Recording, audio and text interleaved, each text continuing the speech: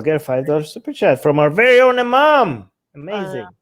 Armin, you said Arabic was in its infancy during Islam, but Arabic poets like Imru al I can't do the Arabic Q. What? What? Existed long before. It was. Okay, so this it's not a binary question. Okay, it's a spectrum, right? So when it comes to Arabic, for example, I mean, it's a Semitic language, right? So at what point Arabic begins and the previous Semitic language that it evolved from ends, who's going to decide that, right? You can't decide at what point Arabic begins and the other language ends, right? So you could have poets that have poetry in Arabic, but is it Arabic? Yes, it is Arabic, but how far away from the previous language is it at that point, right? And also poets mostly in back then, it was a not written poetry, right? This is like all not, oral, right? So when it comes to Arabic being in infancy at that point, we're mostly referring to the written form, right? The written form of Arabic, especially at that point, was so unsophisticated that they couldn't even distinguish between be, pe, like they didn't have pe because they couldn't distinguish between ze and re, right? Dal, zal. These are things that sound completely different from each other, and they had no way at that point to tell which one is which in the written form. Like that's why it eventually became, they added the dots and the vowels and things. But at that point, this was such, you had to just guess based on the usage of a word in a sentence. You had to guess what this means, and you can see how problematic that is right now when it comes to the Quran, because a lot of the verses in the Quran could mean something completely else, and in fact it could mean something that makes more sense than the way that they put the dialectic marks today. If you remove them and try to add them back on again, you could actually make the Quran mean completely something else, sometimes even something that makes a lot more sense. But that shows at least the written form. You could have like very sophisticated poetry with a language that has a much longer history, especially in its other forms, like in its other forms before it became uniquely Arabic. You could have it in orally, you could do poetry about it, but just that doesn't mean that the written form of it was advanced in any way, and that's actually historically we know it wasn't. This is something that even Muslims don't deny, that the written format of Arabic at that point was completely incomplete and basic compared to what we have right now. I mean, they didn't have any of the dialectic marks that separated so many of their letters. Like how much, how could that not be a problem? Yeah, by the way, the language that I'm saying, like Syriac, is like a form of Aramaic, like another Semitic language at that point. That was the Syriac version of Aramaic, was what was being spoken before Arabic in that area. Anyways. Oh, we got another super chat. Well, we're getting super right up my alley. We got the super chat before that one, no? Oh, no. Yes, we did. Like, we have to do this one first. Oh, shoot. Oh, hi, AGA. Just had a bunch of Hinduva mass follow me on Twitter. Spent the last 4 hours blocking them all in the accounts they follow. Why didn't you just like post stuff that, why would you block them? Why would you not AGA is on her third or fourth Twitter. Oh, okay. Hinduva mass reporting at this point.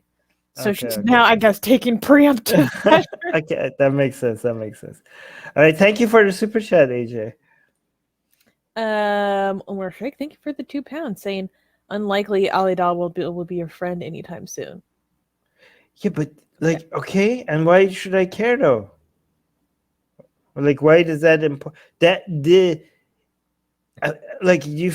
okay, but thank you for the super chat, okay? But that's the goal is not to make them our friend. The goal is to make the attempt and show that you made the attempt. That's the entire goal.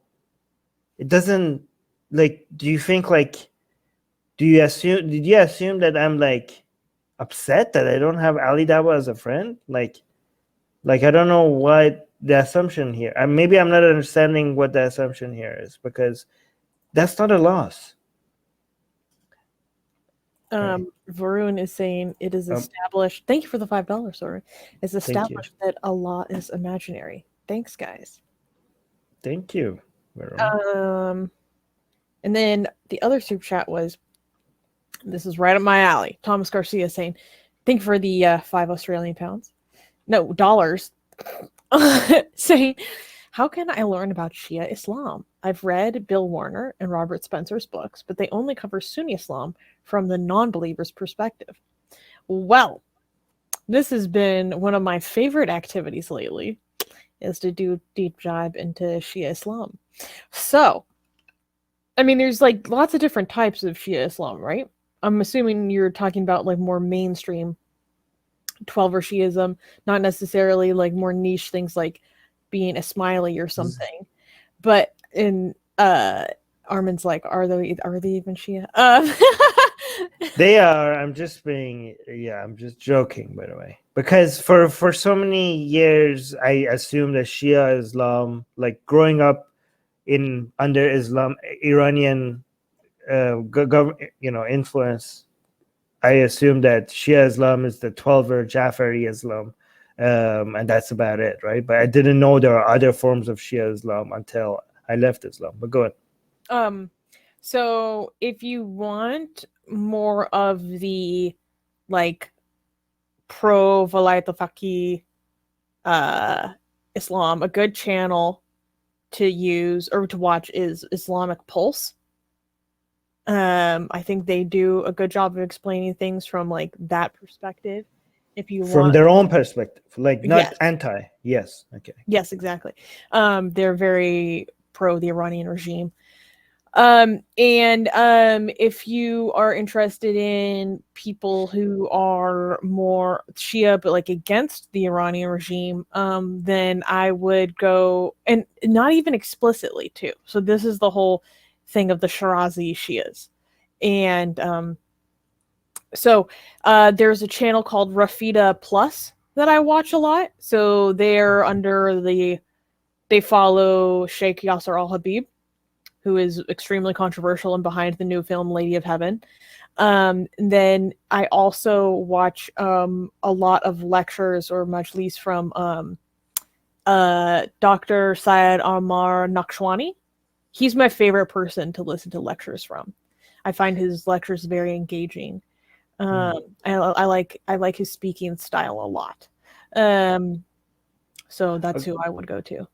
Okay. Naqshwani. So Susanna is giving you pro Shia propaganda that she's interested in watching. Yes. If you want to, but by the way, the people that you mentioned, be careful with Bill Warner and Robert Spencer. These are extremely biased. They're not these are not. I mean, I read Robert Spencer myself, but I read it with a grain of salt. Like, these people have, the Bill Warner especially, like Robert Spencer, like these are not.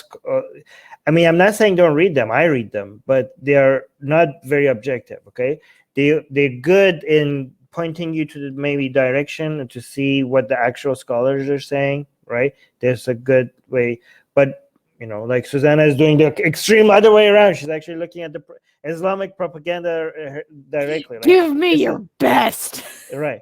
One way you want to start, if you want an objective recent history of Shia Islam, the book I really enjoyed reading was the Shia Revival.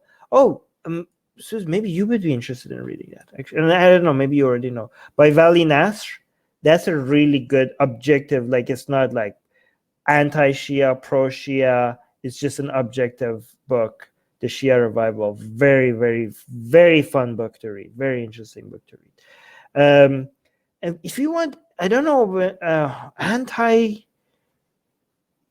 you know, here's the thing: at some point in your anti-religion activism, you have to get to the point that these are obviously fake. You know, you don't need to go look for people telling you why these religions are not true, right? Go look at people who are objectively analyzing them rather than people that are motivated in telling you like, boo, be afraid, Shia Islam, ah!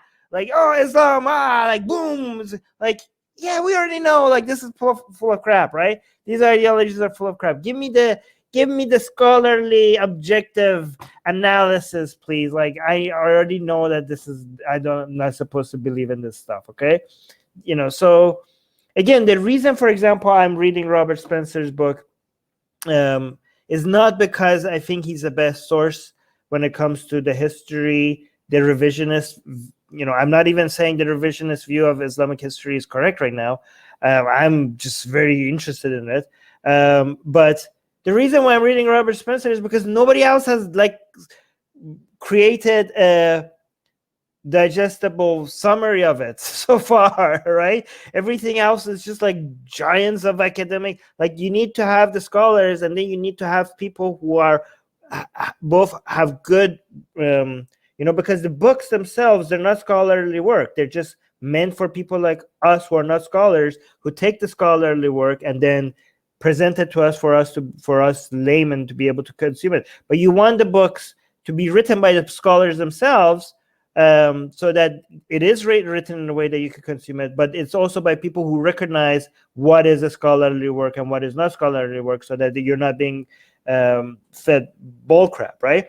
So I'm waiting for more books like that about the history of Islam from you know, but right now in a revisionist in defense of the revisionist view of the history. But so far, Robert Spencer is the only one that has written a book like that, and I'm enjoying it, to be fair. I mean, this guy is like a fear-mongering Sharia scare tactic like kind of guy that jihadi. Everybody who disagrees with me is doing taghiya kind of guy. So it's not the right person to refer people to. But right now I'm enjoying his book, and it gives you all the sources. He's a good writer, but just know that his agenda is to destroy. I rather learn about Islam from the people whose their agenda is not my agenda. My agenda is to destroy Islam, but I want to learn more about Islam with people who are just trying to give you the facts. Okay. Yeah.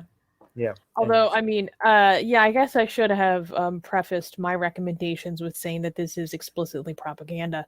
But I actually find that very useful to analyze propaganda. I one, just because I find it fascinating.